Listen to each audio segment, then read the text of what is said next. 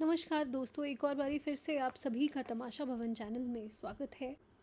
आज जो हम डिस्कस करने वाले हैं वो नाट्यशास्त्र जो ग्रंथ है हमारा, उससे रिलेटेड एमसीक्यू के बारे में हम बात करेंगे, क्योंकि नाट्यशास्त्र ग्रंथ से रिलेटेड बहुत सारे क्वेश्चंस जो हैं वो हमारे एग्ज़ाम में पूछे जाते हैं। तो चलिए अब हम सबसे पहले शुरू करते हैं। और इससे पहले अगर आपने मेरा नाट्यशास्त्र वाला डिटेल वीडियो नहीं देखा है तो आप अभी जाके चेक कीजिए, पहले वो देखिए फिर इस वीडियो पे आइए, क्योंकि तभी फ़ायदा है, तभी आप इन सभी के आंसर खुद दे पाएंगे। चलिए अब हम शुरू करते हैं। भरत ने कितनी जातियों का उल्लेख किया है? तो इसका आंसर है 18। ये तो बहुत ही ऑब्वियस है। भरत काल में मृदंग वाद्य को क्या कहा जाता था? तो इसका आंसर है त्रिपुष्कर। हमें वाद्य वृंद मतलब वाद्य इससे रिलेटेड है तो ऐसा नहीं आप ये लगा के आ जाएंगे। इसका आंसर है त्रिपुष्कर या फिर पुष्कर भी बोलते थे। ओके। नाट्यशास्त्र के किस अध्याय में तालों का वर्णन है? तो इसका आंसर है हमारा 31। ओके।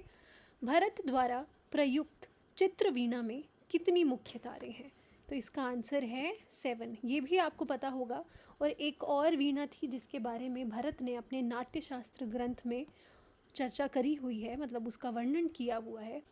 तो कमेंट सेक्शन में आप मुझे बताइए वो कौन सी वीणा है, मतलब चित्रा वीणा के अलावा एक और वीणा है, वो कौन सी है जो भरत ने अपने नाट्यशास्त्र ग्रंथ में बताया है। नेक्स्ट क्वेश्चन है, भरत ने आथोग का प्रयोग किस लिए किया है? तो ये जो टर्म है ना हमारी, ये यूज़ किसके लिए होती है? ये संगीत वाद्य यंत्र के लिए यूज़ होती है, ना ही ताल वाद्य के लिए, ना ही आलाप, और ना ही ये किसी गमक का प्रकार है।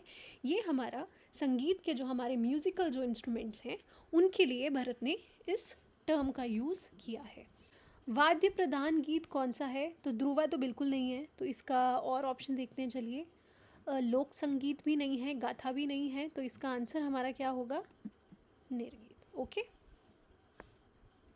भरत के अनुसार वाद्य के कितने प्रकार माने गए हैं? तो इसका आंसर बहुत इजी है, वो है 4। 4 प्रकार के ही वाद्य जो हैं वो भरत ने माने हैं। मतलब क्लासिफिकेशन जो है इंस्ट्रूमेंट्स का वो कितनी कैटेगरी में किया गया है? 4 कैटेगरी में किया गया है।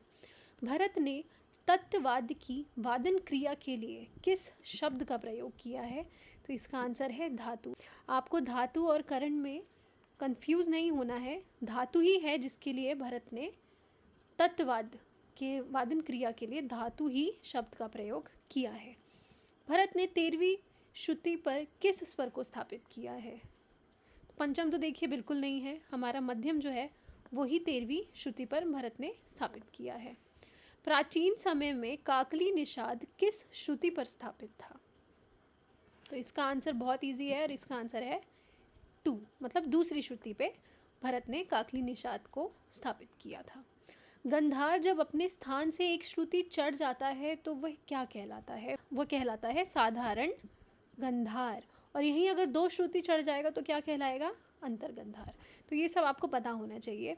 ये सब के बारे में जो है मेरा पीडीएफ जो है, मैंने नाट्यशास्त्र से रिलेटेड एक बहुत डिटेल पीडीएफ जो है वो अपने टेलीग्राम चैनल पे शेयर किया हुआ है। अगर आपने वो नहीं देखा है तो जाके देखिए, क्योंकि वहाँ पे ये सारी चीज़ें डिटेल में मैंने डिस्क्राइब की हैं। अगर आप और पढ़ना चाहते हैं तो वहाँ से पढ़ सकते हैं। भरत ने कितने विकृत स्वर माने हैं? तो वो 2 ही माने हैं। ठीक है। भरत ने कौन से अंतराल युक्त स्वर युग्मों को संवादी कहा है?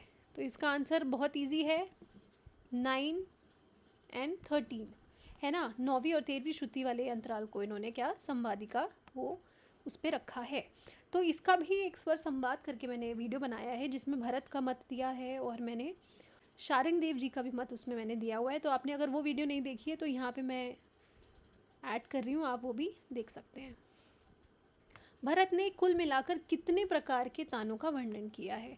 इसका आंसर है 84। ये देखिए फैक्ट वाली चीज़ें हैं, ये आपको याद करनी है, रट के जानिए, इसमें समझने जैसा कुछ भी नहीं है। निम्नलिखित में से किस ग्रंथ में नाट्यशास्त्र ग्रंथ के एक टीकाकार कौन थे? अच्छा, ये तो बहुत इजी है, अभिनव गुप्त हैं। मैंने 2 टीकाकार और हैं जिनके बारे में अपने वीडियो में मैंने बता रखा है। तो आप मुझे कमेंट सेक्शन में बताइए कि नाट्यशास्त्र ग्रंथ के और टीकाकार कौन कौन से थे। नाट्यशास्त्र की रचना किस शताब्दी में हुई? तो इसका आंसर क्या है? इसका आंसर है चौथी शताब्दी में हुई।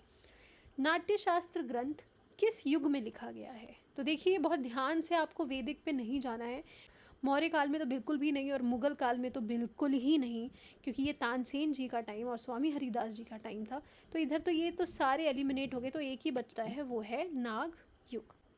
So that's it for the video. अगर आपको वीडियो अच्छी लगी है तो आप प्लीज़ चैनल को सब्सक्राइब कीजिए। ये हमारा जो दिसंबर का 2023 का जो यूजीसी नेट का एग्ज़ाम है, अगर आपने टारगेट किया हुआ है, उसकी डेट भी आ चुकी है, वो है 7 दिसंबर को है, जो कि सेकंड शिफ्ट में होने वाला है।